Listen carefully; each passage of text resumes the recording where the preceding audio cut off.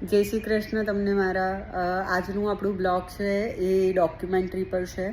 તો જ્યારે બી તમારા વિઝા આવે અને તમે ઇન્ડિયા ટુ કેનેડા ટ્રાવેલ કરો છો ત્યારે મેક શ્યોર તમારો પાસપોર્ટ, COPR, તમારા જે લીગલ ડોક્યુમેન્ટ્સ છે એ દરેક ડોક્યુમેન્ટ્સ તમારે તમારી સાથે એક ફાઇલ કરવી ખૂબ જ જરૂરી છે.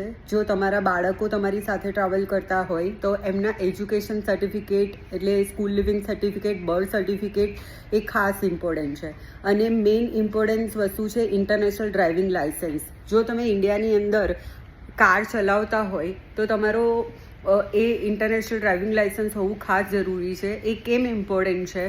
તો જ્યારે તમે અહીંયા કેનેડા આવો છો અને તમે જ્યારે એની ક્લાસ 7ની ટેસ્ટ ક્લિયર કરો છો ત્યારે તમારું જે ઇન્ટરનેશનલ ડ્રાઇવિંગ લાઇસન્સ હોય છે એનો એક્સપિરિયન્સ જે હોય છે એ એમાં કાઉન્ટ થાય છે.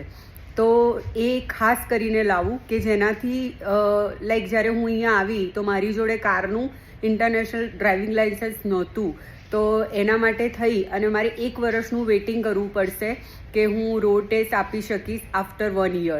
એટલે તમારે એ વેઇટિંગ ના કરવું પડે અને તમે જ્યારે અહીંયા આવો ત્યારે એ ટેસ્ટ આપી અને ડ્રાઇવિંગ માટે એલિજિબલ થાઓ, કાર ટેસ્ટ આપો અને પછી તમે તમારી કાર લઈને કેનેડામાં ગમે ત્યાં તમે રહેતા હોય ત્યાં તમે કાર ચલાવવા એલિજિબલ થાઓ.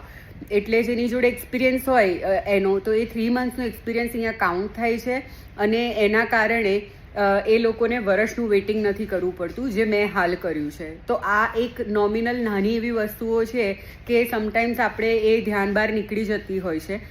તો આ ખાસ રાખવું અને ટ્રાવેલ ડોક્યુમેન્ટ્સની કોપી પણ જોડે રાખવી કે જેના કારણે આપણને એ સાથે હોય તો કંઈક વસ્તુની મુશ્કેલ પડે કે એ લોકો કંઈ આપણી પાસે ડોક્યુમેન્ટરી માંગે તો આપણે એ સારી રીતે યુઝ કરી શકીએ.